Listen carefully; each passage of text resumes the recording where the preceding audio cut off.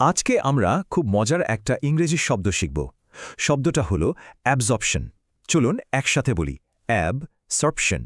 ব্যাপারটা বুঝতে চলুন একটা ছবি দেখি। ভাবুন তো, একটা স্পঞ্জ পানিতে রাখলে কি করে? ঠিক পানি শুষে নেয়। স্পঞ্জের এই পানি শুষে নেয়ার কাজটাকেই ইংরেজিতে বলে অ্যাবজর্পশন। মানে স্পঞ্জটা পানি অ্যাবজর্ব করে নিয়েছে।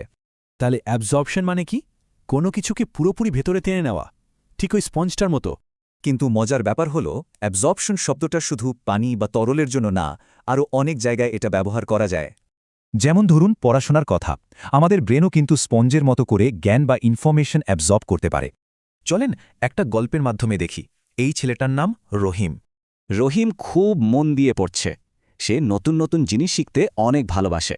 এই বাক্যটার মানে হল ছাত্রটা বিষয়টা এমনভাবে বুঝেছে যে সে বাস্তব জীবনেও এটা কাজে লাগাতে পারছে।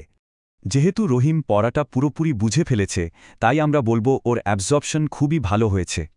ভালো অ্যাবজর্পশনের জন্য কিন্তু ৩টা জিনিস লাগে: মনোযোগ দেওয়া, বিষয়টা বোঝা, আর সব শেষে মনে রাখা। আচ্ছা, পড়াশোনার ব্যাপারটা তো বুঝলাম, কিন্তু জানেন এই একই শব্দ বিজনেসের জগতেও ব্যবহার করা হয়।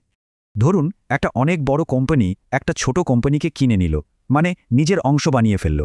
এই যে একটা কোম্পানি আরেকটাকে নিয়ে নিল, এই ঘটনাটাকেও অ্যাবজর্পশন বলে। বড় কোম্পানিটা ছোটটাকে অ্যাবজর্ব করে ফেলল। এই বাক্যের মানে হলো ছোট কোম্পানিটাকে নেওয়ার পর বড় কোম্পানিটা মার্কেটে আরও বেশি শক্তিশালী হয়ে উঠেছে। ব্যবসার ক্ষেত্রে এর আরেকটা মানেও আছে, সেটা হলো খরচ অ্যাবজর্ব করা বা খরচ বহন করা। এখানে বলা হচ্ছে কোম্পানি নিজেই বাড়তি খরচটা দিয়ে দেবে, যাতে কাস্টমারদের জন্য জিনিসের দাম না বাড়ে। তাহলে আমরা অ্যাবজর্পশনের ৩টা দারুণ অর্থ শিখলাম, তাই না? তরল শুষে নেওয়া, জ্ঞান নেওয়া আর ব্যবসায় এক হওয়া।